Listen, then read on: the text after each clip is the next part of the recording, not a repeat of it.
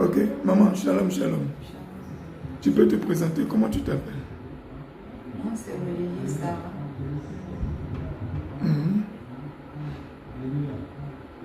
Tu viens de quelle ville? Je viens de Boisfeu. De Boisfeu. Qu'est-ce qui t'amène ici aujourd'hui? C'est le cas de ma fille qui m'amène ici aujourd'hui. D'accord.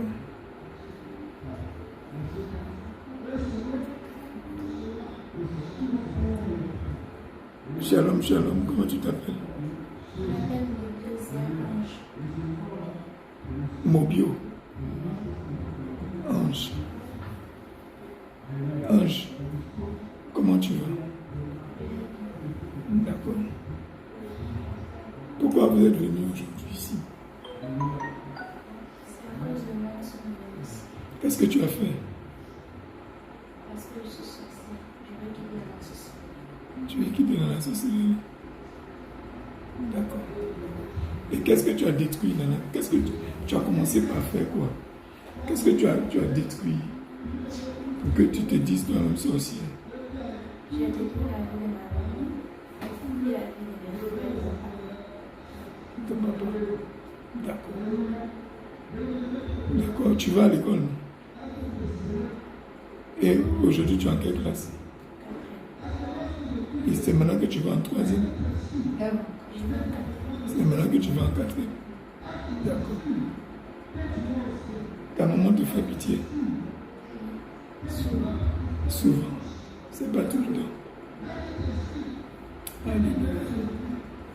Alors, c'est la première fois que tu arrives ici à Jésus revient.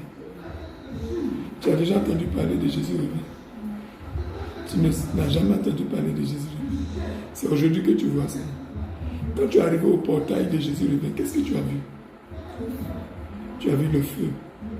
Et ce feu-là, il était comme un petit feu, mais un grand feu. Un grand feu. Et quand tu as vu ce grand feu, tu as eu peur de passer pour entrer dans la cour, ou bien tu voulais rester dehors? J'ai eu peur. Tu as eu peur d'entrer. Et quand tu venais, est-ce que tous les autres esprits qui étaient en toi étaient avec toi? Quand ils ont vu le feu, est-ce qu'ils sont restés? Quand ils ont vu le feu, ils sont tous partis.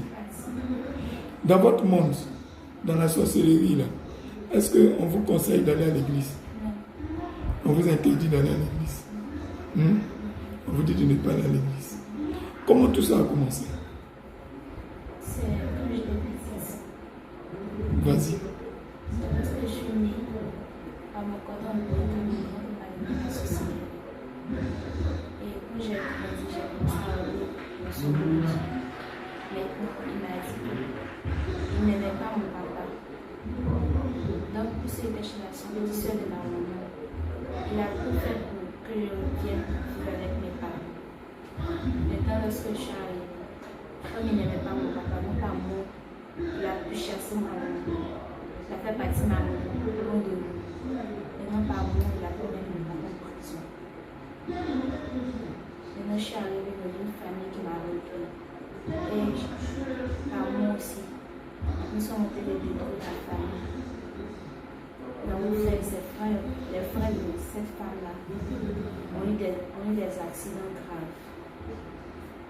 Et puis, maintenant, ma maman, elle et son mari se discutent à chaque fois. À cause de nous. Je vais trouver dans la société de péché avec ça. D'accord. Comment vous faites pour provoquer les accidents? C'est par rapport à la chemin que tu as.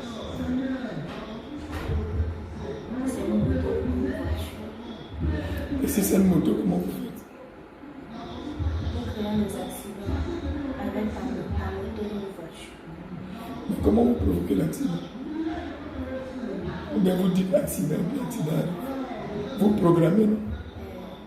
Comment vous faites pour programmer? Comment ça va se passer? Si c'est un accident, tu dois mourir. Ou si c'est un accident, tu dois vivre. D'accord. Et comment tu as fait pour initier tes frères? Par la nourriture. Par la nourriture. Mais si vous envoûtez la nourriture, si quelqu'un prie là-dessus, est-ce que votre envoûtement passe? Si quelqu'un prie avant de manger, est-ce que vous pouvez l'atteindre par la nourriture? Qu'est-ce que le nom de Jésus fait contre votre pouvoir? Ça vous dérange. Ça encadre votre puissance. Donc, est-ce que vous pouvez prononcer son nom dans votre monde? Dans votre monde, tu dis qu'on t'appelle comment? Zia. Qui veut dire quoi? Je suis glorieux. D'accord. Et tu as détruit beaucoup d'hommes. D'accord. Et là, tu es enceinte maintenant. Est-ce que le bébé que tu portes, il est en danger? Oui. Pourquoi? Parce que je n'ai pas reçu le donner la vie de mes 2 ans. Parce que Je n'ai pas reçu le donner la vie de mes 2 ans. tu n'as pas réussi à leur donner la vie de tes 2 enfants. Mes 2 ans. Tes 2 ans. Ils t'ont demandé de sacrifier tes 2 ans. Ils t'ont demandé de sacrifier tes 2 ans. Et tes 2 oncles là, c'est qui?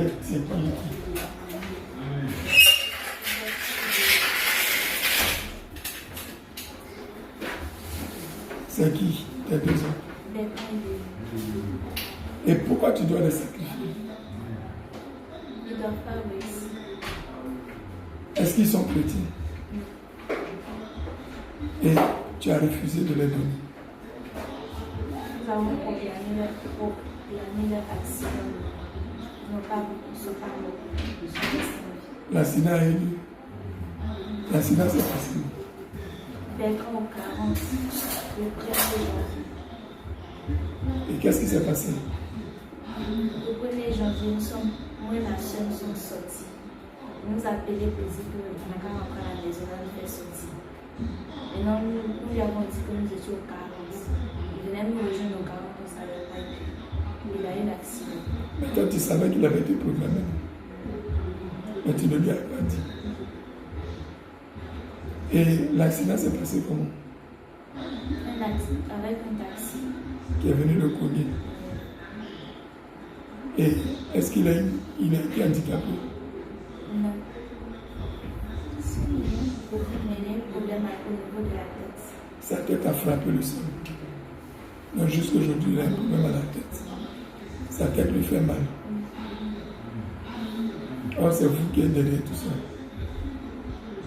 Donc le mal de tête qui est sorti de l'accident, c'est vous qui avez programmé ça. Est-ce que ce mal de tête-là peut disparaître? Ça peut disparaître. Maintenant, le second, qu'est-ce que vous avez fait?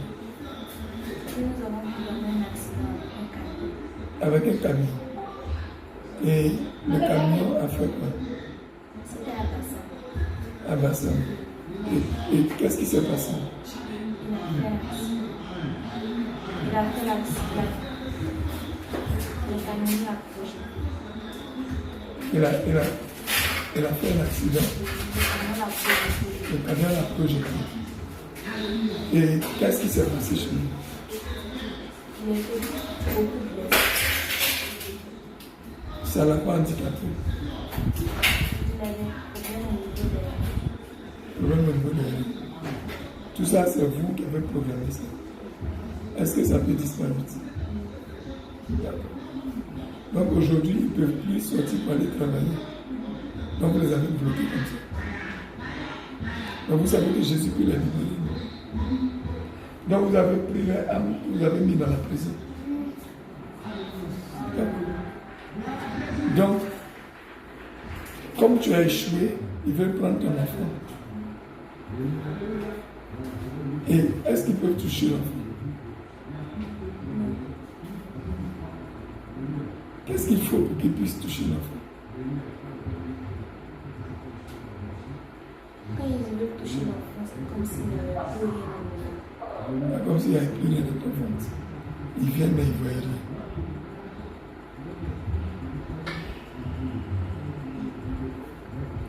Alléluia. D'accord. Et la nuit, comment tu sors, les premiers moments quand ça a commencé, cette affaire de sorcellerie, comment tu sortais de ton corps, comment tu partais, qui venait te chercher, au début, comment ça s'est passé? Ça me bougeait. Quand je dors, il y a un âme dans notre au village. Donc il vient s'asseoir sur la vie. Et quand il crie ton nom, est-ce que tout le monde entend? Non. Qui entend? C'est mon son. Et est-ce que tu en as parlé à quelqu'un? Oui. Tu as parlé de ça à qui? Non. C'est lui qui a fait l'accident. Non. Le propre c'est pas pas connu. Et quand tu lui as dit ça, qu'est-ce qu'il a dit? Il priait avec nous. Il prie avec toi. Mais est-ce que ça priait avec une efficacité? Pourquoi ça priait n'agissait pas? Il n'était pas aussi fort dans la prière. Il n'était pas fort dans la prière. Mais ça priait n'agissait pas. Et par la suite, qu'est-ce qui s'est passé? Dis toute ta vie qui s'est passée dans le monde de la sorcellerie. Qu'est-ce que tu as là-bas? Qu'est-ce que tu bénéficies là-bas? Quels sont les dons que tu as? Tu as combien d'enfants là-bas? Tout, dis tout. Là-bas, j'ai 5 enfants. J'ai 4 maisons. J'ai plusieurs maisons et puis j'ai 4 voitures. J'ai 4 avions. J'ai 5 servants. Et puis j'ai 5 personnes. J'ai plusieurs personnes avec qui je travaille. Tu as plusieurs personnes avec qui tu travailles. Et les personnes avec qui tu travailles, quelles sont ces personnes-là? Tu peux les citer.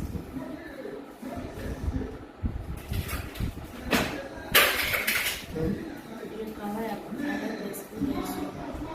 Avec l'esprit des hommes. Avec toi. Je travaille avec l'esprit de la séduction. Je travaille avec l'esprit de la destruction.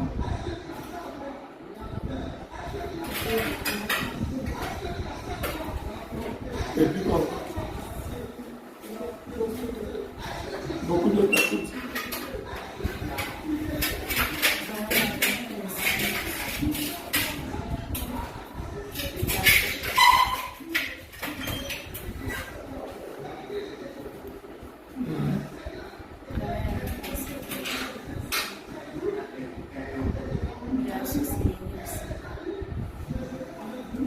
Est-ce que tu travailles avec les démons? Et comment est-ce que vous travaillez ensemble avec les démons? Avec les démons. Moi, je suis l'envoyé. Et ils t'envoient. Mais c'est eux qui ouvrent la porte. Et ils font tout et ils t'envoient. C'est la vérité. D'accord. Et quelles sont les armes que tu utilises? Tu te transformes en quoi? Comment tu fais pour te transformer? Si je garde en mission, je me transforme en Oui, mais comment tu es? Parce que là, tu es un homme. Tu es une personne. Comment une personne peut entrer dans une oiseau? Comment tu fais ça? On a plus que les héros, c'est pour les dons, le grand danger. Donc, pendant que tu as couché dans la maison, ton esprit est dans le cours. Donc, si dans la maison on te réveille, est-ce que tu reviens rapidement ou bien tu peux être bloqué dans le niveau? Tu reviens. Maintenant, qu'est-ce qui peut faire que si tu es sorti, on bloque et que tu ne peux pas revenir? C'est la prière. Donc si tu sors, que les gens sont en train de prier dans ta maison, même si tu viens, tu ne peux pas entrer. Pourquoi pas la prière? Parce que qu'est-ce qui se passe pendant la prière? Parce que le nom de Dieu détruit. Le nom de Jésus détruit tout. D'accord. Est-ce que ça t'est déjà arrivé? Explique comment ça s'est passé. C'était au village, avec d'autres personnes. J'étais en train de prier, je suis sortie. Je suis sortie maintenant, l'heure de prière. Lorsque je voulais rentrer, je ne pouvais pas parce que j'étais en train de prier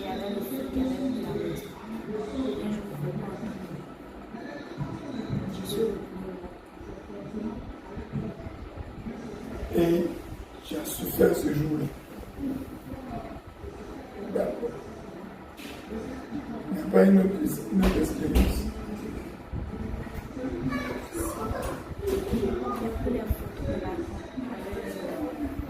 Tu as pris les photos de ta tante. Pour faire quoi? Pour aller donner dans le monde des ténèbres. Et est-ce que ta tante est chrétienne? Elle va à l'église catholique. Mais est-ce qu'elle est chrétienne? Est-ce que c'est prière là pour quelque chose? C'est comme s'il n'y a rien. Hein? Est-ce qu'un sorcier a peur des catholiques? Même les prêtres catholiques, est-ce qu'ils ont peur? Même l'église, est-ce qu'ils ont peur d'entrer? Mais quand tu es arrivé ici, le feu que tu as vu ici, est-ce que quand tu vas au catholique, tu vois ça? Tu ne vois pas ça. Et quand tu es venu ici, le feu que tu as vu, tu n'as jamais vu ça ailleurs. Ok. Maintenant, l'enfant que tu portes dans ton ventre, son nom a été déjà donné. Son nom n'a pas encore été donné. Il ne t'a pas donné un nom de lui donner. Il t'a donné quel nom? Quel nom?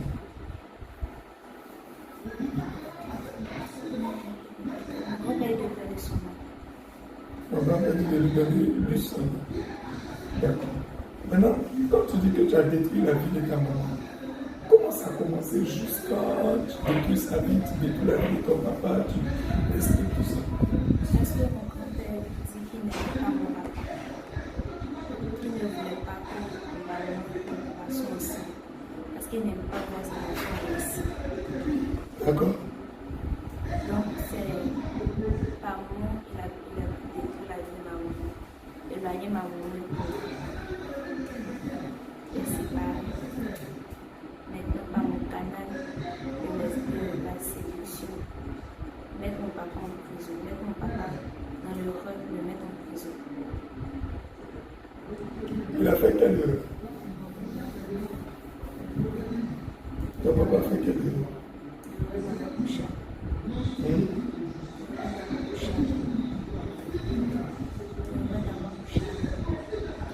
Mon père a couché avec toi. Et quand il a fait ça, toi, dans le règne de la sorcellerie, qu'est-ce qui s'est passé en termes de pouvoir? Ça t'a gradé, ça t'a permis d'avoir des pouvoirs qui sont plus forts. Donc tu as arraché sa vie. Donc quand tu couches avec un homme, tu peux arracher sa vie. Et c'est comme ça que tu l'as eu. Et après ça, tu as eu quel grade? J'étais gradé troisième chef. Troisième chef. À cause de ce acte. Et ton papa maintenant, qu'est-ce que tu lui as fait? Il est en prison. À ce moment, il est encore en prison. Donc, comment tu as fait pour le mettre en prison? Parce qu'ils ont dit que devant la loi ici, dans le monde physique, c'est pas normal. Donc ils veulent le mettre en prison. Donc, il y a eu une plainte qui a été portée pour viol sur mineur. Et qui a porté la plainte? C'est ta maman. Elle était fâchée. Maman, qu'est-ce qui s'est passé puis son papa s'est retrouvé? L'histoire est tellement longue. Mais je vais l'expliquer parce qu'il m'a faut qu'elle-même soit bien et pour le bien de tous. Moi, je n'étais plus avec son papa. Je n'étais plus à Alger. Elle est restée avec son père et ses filles. Durant 5 ans, j'étais à Boaké. Et un jour, je venais acheter l'appareil de l'église. Et dans le cas, je décide de voir d'abord mes enfants. Tu vas t'acheter quoi? L'appareil, c'est-à-dire que la valise de l'église. Quelle église? La mission mondiale évangélique de Boaké. C'est quel rocher? Oui, nous sommes dans un village. Donc, puisque moi, avant, je travaillais dans les appareils, je monte les barres et autres. Tu connais. Voilà, tu connais. Va nous acheter un appareil pour qu'on puisse utiliser ça pour l'évangélisation. en venant dans le cas, j'ai eu envie de voir d'abord mes enfants avant de me retourner, d'acheter la balle, parce que je devais faire une aller-retour. Donc, je ne vais pas descendre à Djamé, mais je vais descendre à Yopou pour voir d'abord mes enfants. 5 bonnes années, c'est pas facile. Mais à cause du Seigneur Jésus, je l'ai accepté comme ça. Donc, il faudrait que vraiment je fasse l'effort aujourd'hui de les voir avant de partir. C'est comme ça que j'ai appelé son papa. Ah, vous êtes à la maison, je voudrais voir les enfants, je suis venu pour acheter quelque chose rapidement, puis retourner. Il m'a dit, ah, il n'y a personne, les enfants sont allés avec eux. J'irai à la maison les attendre. Puis je suis descendue, je suis allée. Ce jour-là, c'est elle que j'ai trouvé à la maison. J'ai frappé le portail. Elle a crié, c'est qui? Je n'ai pas répondu, mais j'ai continué de frapper parce que je l'ai vu par le deuxième du portail. Elle est venue, quand elle a ouvert, elle m'a vu. Franchement, elle s'est mise en chaude larmes. Elle s'est mise à pleurer. Tout étonnée, je l'avais là. Une fois dit que je suis morte, qu'est-ce qui se passe? Elle ne parle pas. Qu'est-ce qui se passe? Elle ne me dit rien. Ok, calme-toi. Je suis arrivée, je suis vivante. Je ne suis pas morte. Donc, je suis là. À peine, elle va se calmer. Donc, quand l'heure de son papa est arrivée, il est arrivé à la maison. Elle s'est reçue. Son papa est arrivé. Elle a posé, lui m'a mangé ensemble, tout. Il lui a dit, ah bon, comme il s'est fait déjà tard, je vais aller dormir chez ma soeur. Et puis, demain, tu vas m'accompagner à Djamé. C'est une grosse somme. C'est l'argent des gens, c'est pas pour moi. Donc, il faut au moins 5 garçons auprès de moi pour ne pas que je puisse perdre cet argent. Il dit, ok, il n'y a pas de problème, je suis disponible. Mais néanmoins, avant de partir, il va prendre au moins une photo avec les enfants. Comme ça va rester avec eux ici. Il dit, ok. Tous les enfants, nous sommes allés au labo photo. Après la pause, j'ai dit à celui qui la suit, accompagne ton petit frère parce que lui, il a son coup de renfort à faire. On va avec lui à l'école. Elle me dit, maman, je vais t'accompagner. Ok, il n'y a pas de problème. Alors, comme ça, tu vas connaître ta tante. En partant, je lui demande, et ta maman Fernande, la dame chez qui elle se trouve? Elle dit, ah, maman Fernande vient casser son cœur là, mais elle est quelque part ici. Ok, je voudrais vraiment lui dire merci. Parce que je ne suis pas là, c'est elle qui prend soin de vous. Elle dit, ok, nous sommes arrivés. On arrive, la dame se met à attraper mes pieds, elle dit, ah, je te demande pardon parce que j'étais tout blâmée. Donc aujourd'hui, c'est que moi-même j'ai appris ce que j'ai constaté. Je pense bien que tu as eu raison de partir. Je dis, mais qu'est-ce qui se passe? Elle dit, assieds-toi. Je m'assois. Elle dit, j'ai plusieurs fois refusé ça. Des femmes sont venues me dire, des personnes sont venues, je leur ai dit, cette affaire-là, vous êtes en train de parler de ça. Je suis capable d'apporter ça à la justice. Est-ce que vous êtes sûr de ce que vous dites? Ces personnes ont eu peur, elles se sont retirées. Mais elle-même, elle a constaté maintenant. Donc, je t'attendais que tu viennes pour que nous demandions ensemble à notre enfant. Aujourd'hui, Dieu a fait grâce, tu es là. Nous allons lui demander. Qu'est-ce qui se passe, ma soeur? Parce que je suis étonnée. Je suis dépassée même de ton action. Ah, j'ai appris que Mobio sort et couche avec ta fille. Je vais d'abord attraper la tête. Je dis non, je ne vois pas. Je tourne les yeux vers ma fille, elle s'est mise à pleurer. Je dis, c'est pour cela que tu m'as vu, tu pleurais. Seigneur, que dois-je faire? Immédiatement, j'ai dit, mon Jésus, tu es là, mais tu vas nous expliquer comment ça s'est produit. Elle me dit, maman, vraiment, quand tu es partie, papa dit que je suis sorcière, c'est moi qui ai fait que ces pieds-là, il est malade. Donc, si je dis que je ne suis pas sorcière, de coucher avec lui, lui va coucher avec moi. Comme ça, je vais prouver que je ne suis pas sorcière. Et le jour que je refuse qu'il couche avec moi, il me bat. Tu me dis quoi? Donc, pour prouver ton innocence, tu dois te dire l'insexe. Seigneur, l'abomination totale. Ok, Moi, je ne suis pas venue pour mettre quelqu'un en prison. Ma soeur, elle dit oui. J'ai dit, aide-moi. C'est là, elle a dit qu'il y a une assistante sociale dans son école. Quand elle veut expliquer à la dame, elle réfléchit. Parce que si elle explique à la dame va lui dire, donne-moi le numéro de ton papa. Elle va l'appeler. Or, lui a déjà dit que si tu dis à quelqu'un, je vous mets dehors, toi et tes petits frères, parce que votre maman vous a abandonné. Quand elle m'a dit ça, vraiment, j'ai été tellement dépassée. J'ai commencé à crier. Je pleurais. Et j'ai dit à la dame, il faut l'accompagner chez l'assistante sociale. Après cela, si en tout cas qu'elle fasse un moyen pour que je prenne la garde de mes enfants. Je ne veux rien d'autre que la garde de mes enfants. Si je prends la garde de mes enfants, le reste, je le laisse avec Dieu. Je suis allée chez ma soeur, j'ai dormi, j'ai fait comme si de rien n'était. Le lendemain, je suis revenue vers lui. Nous sommes allés acheter les appareils, nous sommes revenus, je leur ai dit au revoir. J'ai pris mon cadre, je suis partie. Donc, derrière moi, elles sont allées voir l'assistance sociale, elle les a conduits maintenant dans un centre social. Donc, c'est maintenant la dame du centre social qui a commencé à m'appeler pour dire non, cette histoire est très grave. Maintenant que la petite vit sous son toit, ce n'est pas un jour, ni 2 jours, tous les jours, quand il descend de son travail, c'est sa femme qui l'a. Donc, depuis l'âge de 10 ans, lui ne fait que aller avec elle. Elle a aujourd'hui 16 ans. C'est un travail qu'il a, lui. C'est pourquoi il ne peut pas prendre de femme.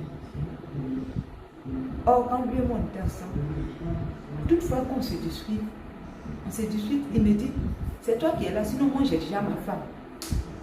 C'est parce que tu es là que ma femme n'est pas encore venue à la maison.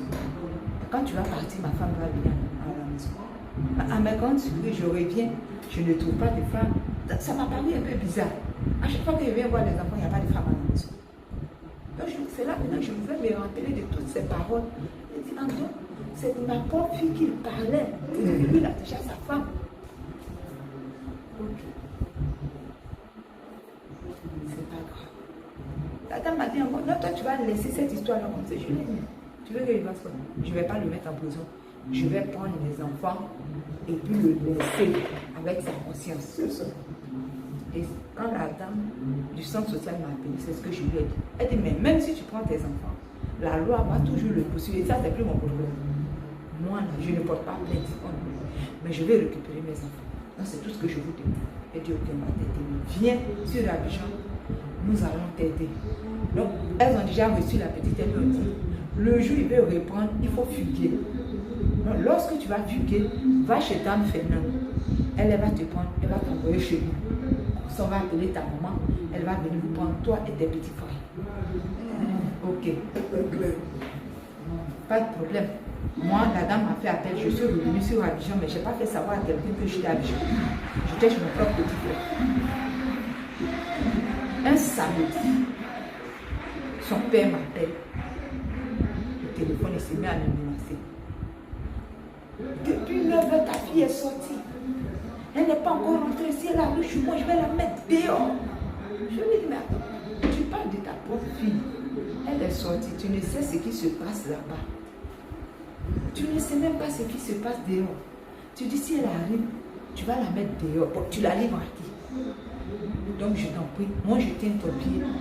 Je ne suis pas Abidjan. Je suis à Pointe-Fleur. Je suis loin de vous. Si elle arrive, appelle-moi, donne-lui le téléphone. Je vais lui donner des conseils. Je dis, ok, j'ai compris. Mais en tout cas, moi, je te dis à donner ma parole. Donc, si elle arrive là, dis-toi que je vais la mettre dehors. Je dis, avant de la mettre dehors, là, il faut m'appeler, je vais lui parler. J'ai accouché.